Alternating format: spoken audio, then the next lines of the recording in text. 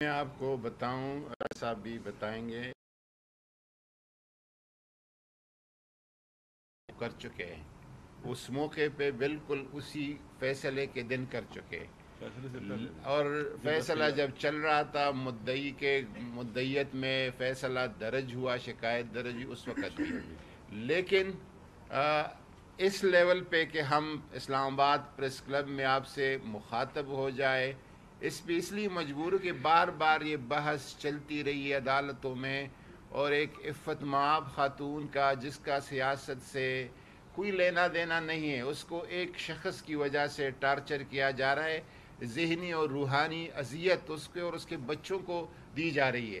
تو پھر راج صاحب اور ہم سب علماء نے مشاورت سے کہا کہ اگر ہم ایک چیز پر شرعی طور پر بالکل کلیئر ہے، روز روشن کی طرح کلیئر ہے، کیوں نہ ہم اس پہ کل کے میڈیا کے ساتھ اور قوم کے ساتھ بات کریں۔ دیر ہو گئی لیکن دیر آیت درست آیت۔ دیکھیں، جب یہ کیس شروع کرنے کی کوشش کی گئی، ہم نے اس وقت بھی اس کے خلاف میں نے خود ٹویٹ کیا تھا اور ہزاروں لوگوں نے اس کو اپریشیٹ بھی کیا، سنا تھا، لیکن یہ ہے کہ اور بار بار بیچ میں کرتے رہے ہیں، کسی کو محکوم کرتے رہے ہیں، مذمت کرتے رہے ہیں، گفتگوؤں میں کرتے رہے ہیں، میڈیا سے بات چیت میں کرتے رہے ہیں۔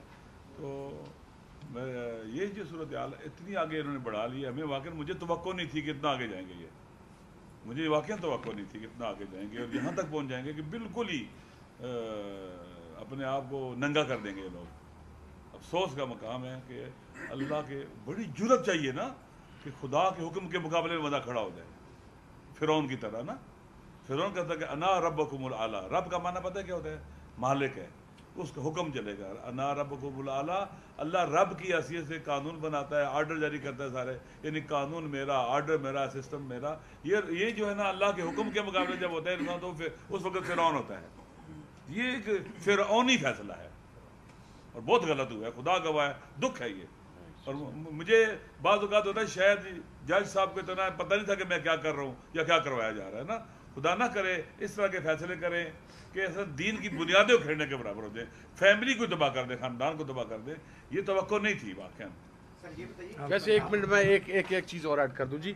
جس وقت یہ ہوا تو تمام لوگوں نے، جیسا راجہ صاحب نے بیان کیا، پیر صاحب نے بیان کیا، ہم تمام لوگوں نے نہ صرف اس کو فوراً کنڈیم کیا، ہم نے اس کے حوالہ سے ٹویٹس کیے، تمام پریس ریلیز جاری کیے گئے، اخبارات میں، سوشل میڈیا میں، الیکٹرانک میڈیا کے اندر۔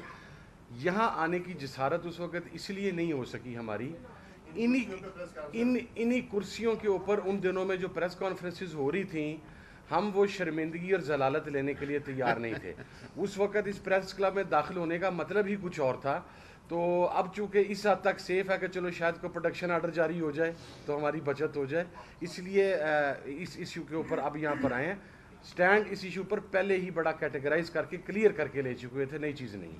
جی ہمیں صاحب یہ بتائیے گا کہ جس طرح میرا 2022 میں لاہور ہائی کورٹ کا فیصلہ ہے کہ بالفرض محال اگر عدت میں نکاح ہو بھی جائے تو وہ فاسق نہیں ہوگا، وہ منسوخ نہیں ہوگا، irregularity اس میں شمار ہوگا، اور ایک خاتون کے متعلق انہوں نے فیصلہ دے بھی دیا۔ کیا وجہ ہے کہ اس معاملے پر جب عورت کی گواہی بھی تھی تو آپ لوگ یہ بھی کہہ رہے ہیں کہ کسی پریشر پر، تو وہ پریشر کون سا ایسا تھا کہ جس کی وجہ سے جج صاحب نے 342 کا بیان بھی دیا اور یہ سارا معاملہ جو ہے وہ سامنے آیا؟ جن لوگوں نے پارٹیاں چھوڑیاں، ساتھ چھوڑا، جن کا پریشر ان پر تھا، انہی کا پریشر جج پر بھی ہوگا جی۔